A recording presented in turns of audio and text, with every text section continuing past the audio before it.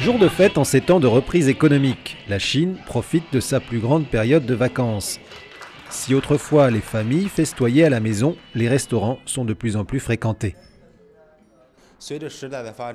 Avec l'augmentation du niveau de vie, l'exigence de qualité est de plus en plus élevée, non seulement pour les vêtements et l'habitation, mais aussi pour la nourriture et la gastronomie. Dans les cuisines de ce grand restaurant du centre de Pékin, le chef Li Dezhong réalise une fusion entre mets chinois et occidentaux pour des palais exigeants. Il a intégré dans ses plats le foie gras de canard et d'oie, en les accompagnant d'ingrédients traditionnels comme les beignets torsadés ou les champignons. Le foie gras a beaucoup de succès. Sur 10 tables, il y en a 6 ou 7 qui vont vouloir. Beaucoup de gens le commandent.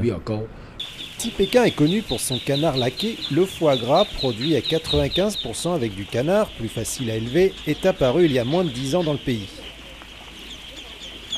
Comme le produit cru est interdit d'importation pour des questions sanitaires, des fermes et usines de production ont été ouvertes par des Français. Des compagnies chinoises s'y sont mis aussi. Euralis, leader mondial en provenance de France, est présent depuis 2 ans près de Pékin avec une production de 120 000 canards par an. Les Chinois ont de plus en plus d'argent et au niveau de leur marché interne, eux recherchent vraiment de la qualité, même s'il faut y mettre le prix. Pour l'instant, le groupe français vend essentiellement aux chefs des restaurants des grandes villes, mais le marché est en pleine expansion. La production totale de ce produit haut de gamme progresse de 30% par an. Une aubaine aussi pour une agriculture à la traîne et à la recherche de nouveaux débouchés.